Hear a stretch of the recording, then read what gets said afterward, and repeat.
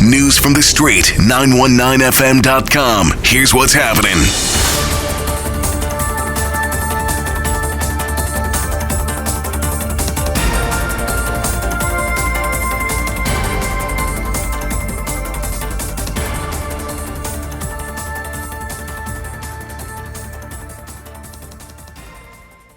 Good afternoon, I'm Chanel Webb with the news on the street 919 FM. In the headlines, a UWI student dies in a car crash. A man in woman's clothing found dead on Lady Chancellor. PP leader ordered to pay Colum Imbert $0.5 million in a defamation lawsuit. Bodies found in Bush and Penal may be that of migrants. And 500 Muslims rally for Palestine. And now the news in detail. A final year UWI student who was due to graduate next week was killed this weekend. She has been identified as Carissa Maria Dorridge, 22, who had completed her BSc in Information Technology with a minor in International Relations. Two other people were injured in this accident, including a UWI Cayfield campus graduate, Dana Corby, and an unidentified man. Dorridge, the daughter of Luke Dorridge and Karen Thompson of St. Vincent Street, San Fernando, died at the scene of the accident at Alice Street in Laramine on Saturday, shortly before midnight. Reports indicate she recently got a temporary job at Fun Station in Laramine when she got off work on Saturday night. Dorridge went out with friends to Lime and purchase food. A police report on the collision stated that around 11:31 p.m. on Saturday, a white Isuzu D-Max driven by a Firesuburban man had been traveling south along the South Trunk Road. On reaching traffic lights situated at Alice Street, the report states the Honda in which Carissa had been seated exited the street on its western side. As a result, police said the Isuzu D-Max made contact with the left side of the Honda, causing both vehicles to lose control and to collide with metal barriers at the side of the roadway. Two passengers inside the Isuzu D-Max sustained injuries and were taken to the San Fernando General Hospital via emergency services. A woman, Dana Corby, 22, and an unidentified man in the Honda were also taken to the hospital. Carissa was found in the driver's seat of the Honda. The police have not determined if she had been driving at the time. Police said the driver of the Isuzu D-Max has been warned of intended prosecution. In more news, a man who police said was clad in female clothing has been found dead on Lady Chancellor Road. A jogger out on an early morning run on Sunday came across the unidentified man's body. Police reported that the man was found near the Horticulture Center and was dressed in a dark-colored female spandex top and underwear. He was found at around 4 a.m. The body bore what appeared to be stab wounds to the chest and torso.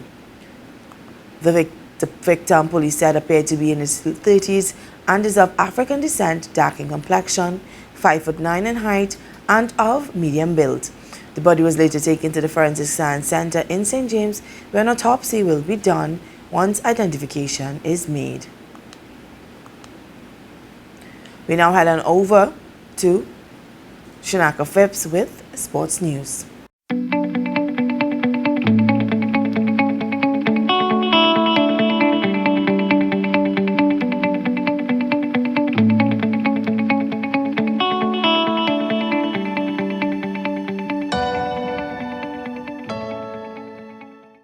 Thank you, Chanel Webb. Good afternoon, I'm Janaka Phipps with your sports report.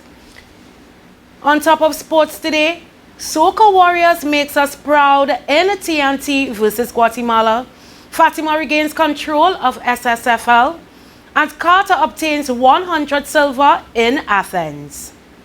To start your sports, it was an instant classic. National Youth striker Nathaniel Natty James grabbed an 89th minute winner from a free kick as Trinidad and Tobago Soca Warriors rallied around 2 goals down to defeat Guatemala 3-2 in the Group A CONCACAF Nations League, a match on Friday night at the Hasty Crawford Stadium.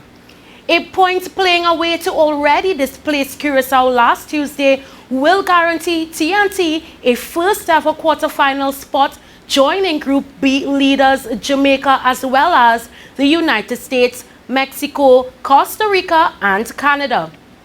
The quartet having earned an automatic qualification as the top 4 ranked CONCACAF nations.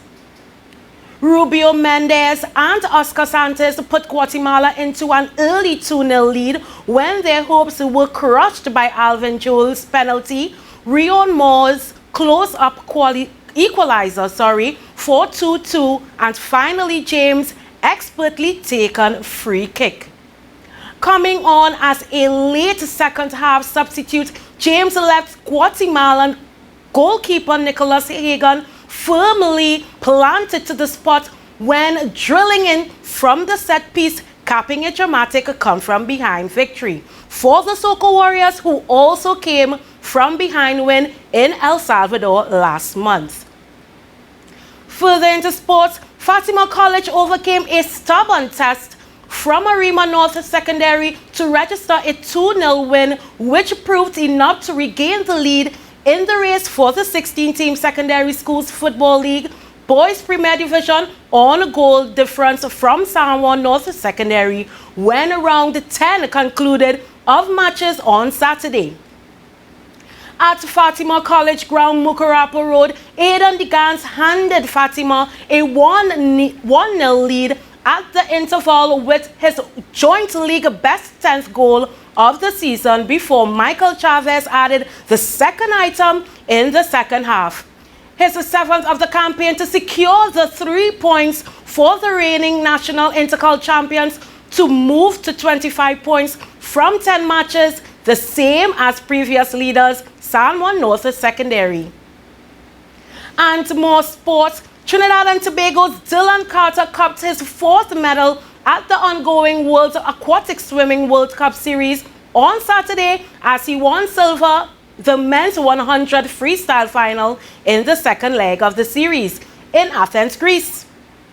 Swimming in lane 5 of the 100-meter freestyle final, the 27-year-old Carter hit the wall in second spot in time of 48.62 seconds as he desperately tried to catch up with eventual winner Thomas second, 48.36 seconds, finishing behind. Second and Carter was Australian swimmer Zach Inserti, who hit the wall in time for 48.88 seconds. The top 3 finish by the aforementioned trio was a repeat of the feat they accomplished in the first leg of the World Cup Series in Germany last weekend.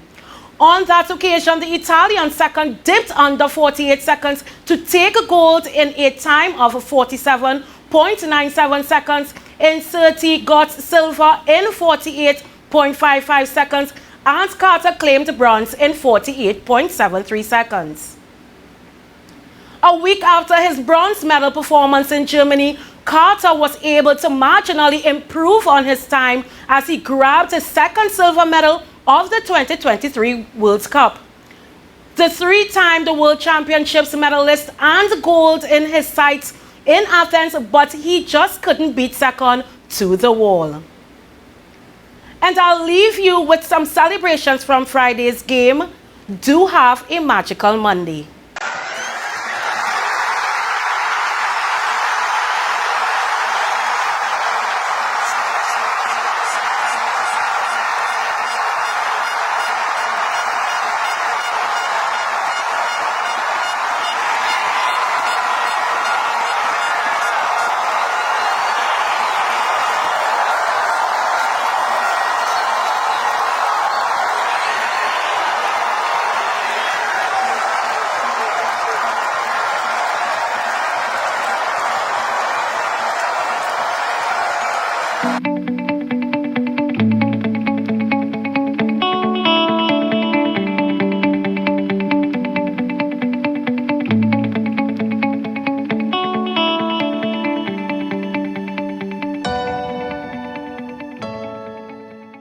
Since they were on sale, Laura bought these umbrella shoes without thinking. Literally, without thinking. Hungry for deals? You'd better come and satisfy it at KFC before doing something crazy. Wow Bucket. 7 pieces of chicken, and 4 regular sides for $115. A finger-licking good deal.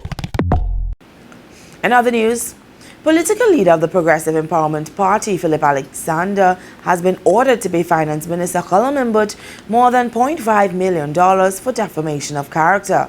The judgment was delivered by High Court Judge Justice Jacqueline Wilson, who said Alexander had defamed the minister, which arose from 7 Facebook posts Alexander had published on February 28 and on March 1, 2020.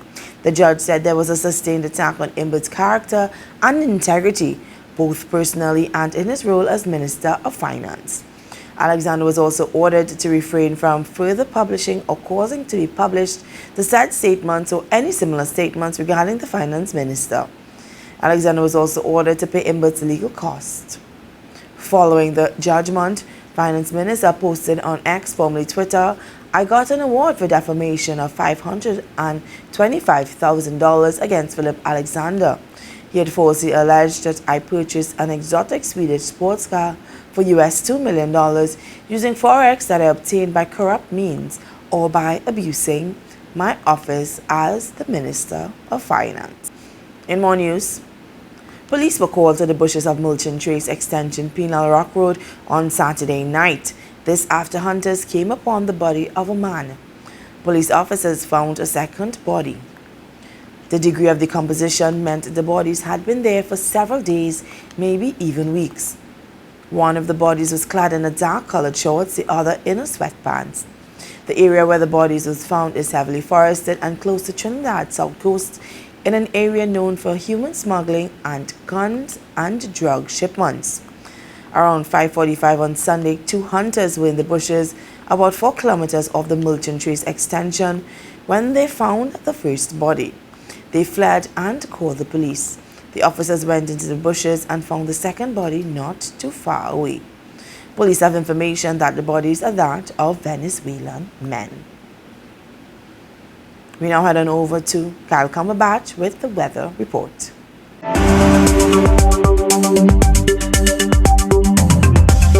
Audio Jungle.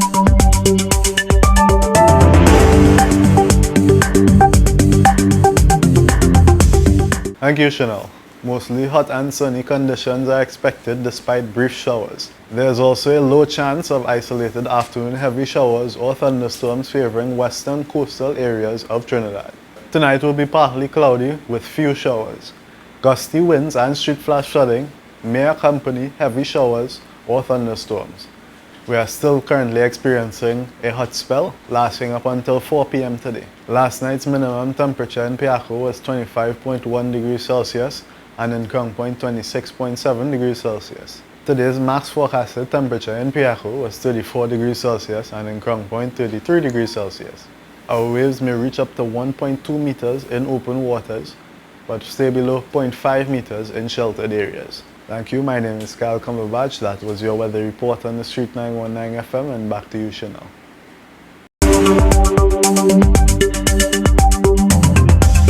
Audio Jungle.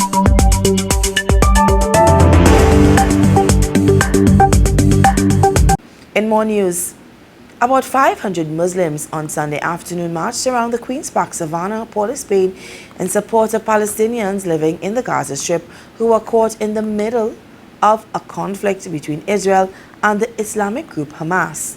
The march was organized by the Islamic Missionaries Guild. The protesters walked once around the savannah and assembled to hear speeches from various guild leaders. Some waved Palestinian flags and displayed placards, while others chanted "Free Palestine" and later replied to platform speakers with chants of Allahu Akbar. On October 7, Hamas militants crossed the border into Israel and killed hundreds of Israelis, including men, women, and children, mainly at 3 kibbutz collective farms.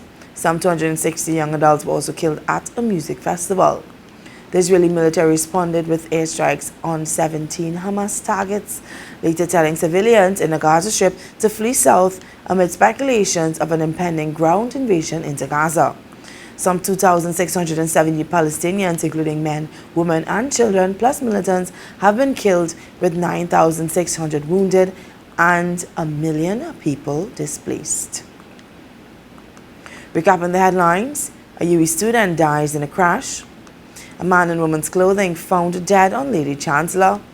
PEP leader ordered to pay $0.5 million in defamation lawsuit to Colum Imbert. Bodies found in a bush may be those of Venezuelan migrants. And 500 Muslims rally for Palestine in Trinidad.